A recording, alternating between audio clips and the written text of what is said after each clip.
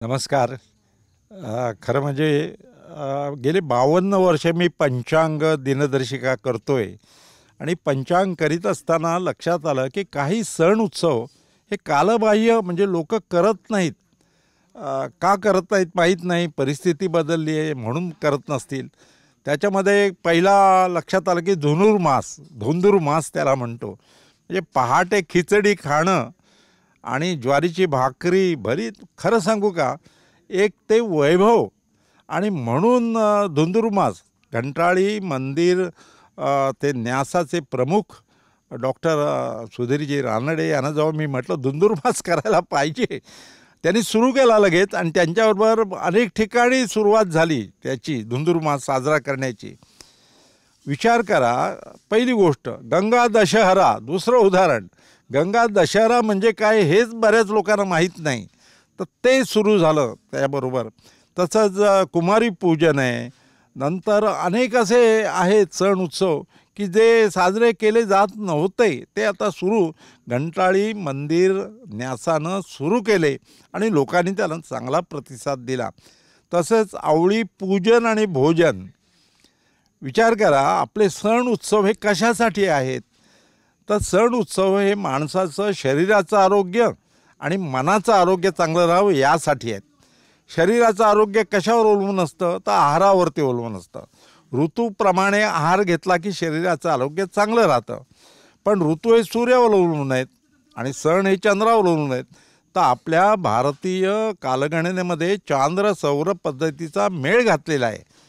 म्हणून बघा, नियम केला आहे, एका राशीत सूर्य असताना ज्या चांद्र महिन्याचा प्रारंभ होतो त्याला कुठल्या महिन्याचं नाव द्यायचं हे ठरलेलं आहे. म्हणजे मीन राशीत सूर्य असताना ज्या चांद्र महिन्याचा प्रारंभ होतो त्याला चैत्र म्हणायचं. मेष राशीत सूर्य असताना ज्या चांद्र महिन्याचा प्रारंभ होतो त्याला वैशाख म्हणायचं. तर अशा रीतीने ही सांगड घातली आहे. पण कधीकधी एका राशीत सूर्य असताना 2 चांद्र महिन्याचा प्रारंभ होतो. तो पहिला अधिक मास येतो आणि दुसरा निज मास येतो. तर हे असं म्हणजे ऋतूप्रमाणे आहार घेतला तर आरोग्य चांगलं राहतं शरीराचं. आणि मनाचं आरोग्याचं काय? तर उत्सव हे मनाच्या आरोग्यासाठी असतात.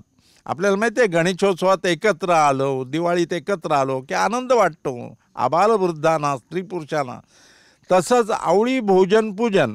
आता बघा, पावसाळा संपलेला असतो आणि नंतर ही कार्तिक पौर्णिमा येत असते आणि कार्तिक महिन्यामध्ये पावसाळ्यासमोर हिवाळा सुरू झाला की आवळी वृक्षावरती आवळे येतात आणि आवळ्याचं फळ हे अमृता समान आहे.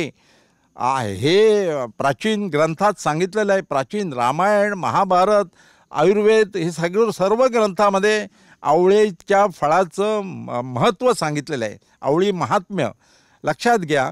आवळा हा अमृता समान आहे.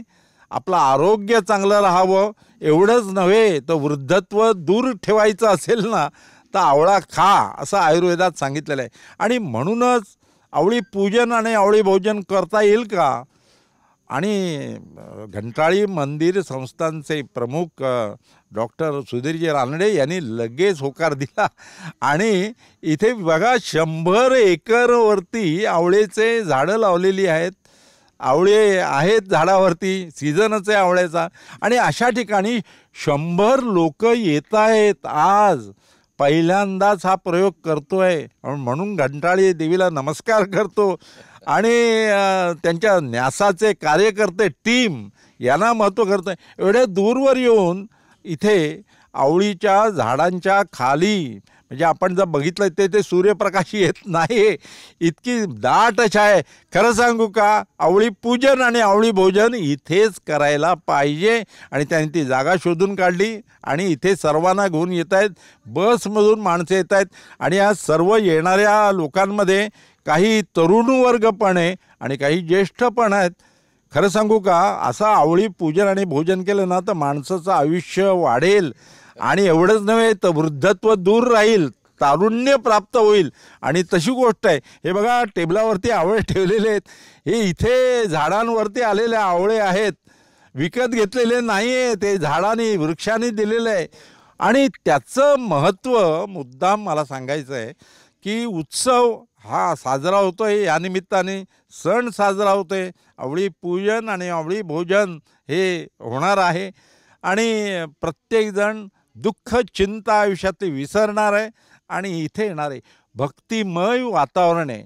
आपल्याला माहिती असेल, पाण्यामध्ये भक्ती मिसळली की त्याचं तीर्थ बनतं, अन्नामध्ये भक्ती मिसळली की त्याचा प्रसाद बनतो, गीतामध्ये भक्ती मिसळली की त्याची प्रार्थना बनते. तसंच जीवनामध्ये भक्ती मिसळली तर आपलं जीवन कृतार्थ होतं. आणि हेच साध्य करण्यासाठी 100 लोक आवळी पूजन आणि आवळी भोजन जे घंटाळी मंदिर संस्थाननं आज आयोजित केलेलं आहे त्याला येत आहेत आणि आनंद घेत आहेत, दुःख चिंता विसरत आहेत. आणि हेच खरं आपल्या हिंदू सण उत्सवाचं महत्त्व आहे. तेव्हा मी घंटाळी मंदिर संस्थानच्या टीमचं आणि विशेषतः डॉक्टर सुधीरजी रानडे यांचे अभिनंदन करतो, आभार मानतो की खरं आवळी पूजन भोजन यावर्षी माणसांना इथे लोकांना आणून भक्तिभावाने ते साजरं करतायत. दरवर्षी असा उत्सव साजरा केला जावा. त्यानिमित्तानं आवळी वृक्ष लावले जावेत. आवळी वृक्ष हा कल्पवृक्षासारखा आहे, कारण सर्व काही आवळीचं झाड हे सांधा जोडणारं आहे असं आयुर्वेदात सांगितलेलं निघंट रत्नाकरमध्ये. आणि आप्पाशास्त्री चाटे यांचं घरगुती औषध हे पुस्तक बघितलं ना तर सर्व आवळीची माहिती मिळेल. आपल्याला माहिती आहे, आवळ्याच्या फळाला टोचून ते जर पाकात ठेवलं तर आवळा तयार होतो. आणखी आवळ्याचा किस काढून साखरेच्या पाकात जर आपण मिक्स करून ठेवलं ना, मस्त आवळी म्हणजे जसा आंबा तयार करतो ना तसा हा गोडांबा जसा करतो तसा हा गोडा आवळा, असं मोरावळा त्याला म्हणतात, तो साध्य होतो. आणखी महत्त्वाची गोष्ट, याची लोणचं तर इतकं उत्तम होतं आणि त्याच्यात मोहरी चढवली ना तर ते लोणचं खाताना प्रत्येकजण डोळ्यात पाणी येईल पण मनात आनंद येईल असं लोणचं याचं तयार होतं. आणखी महत्त्वाची च्यवनप्राश, म्हणजे कथेमध्ये आपण ऐकतो की वृद्ध तरुण ते तरुण झाले, तर तसा च्यवनप्राश हा प्राशंगिरातून तो आवळीपासून तयार होतो. हे आवळ्याचे गुणधर्म सांगावे तेवढे कमी आहेत, पण अनुभव घेतला ना की साक्ष पटते. तसंच आज हा योग आणलेला आहे. खरं सांगायचं तर कार्तिक शुक्ल दशमीपासून कार्तिक पौर्णिमेपर्यंत कधीही आवळी पूजन भोजन करण्याचं सांगितलेलं आहे पंचांगामध्ये आणि ते आज इथे आपण साजरे करतोय. सुधीरजी, खरोखर तुम्हाला धन्यवाद देतो आणि तुम्ही आयोजित केलं, कारण हे दूरवर ठाणे शहरापासून आहे. इथे सर्व अरेंजमेंट करणं हे कठीण आहे.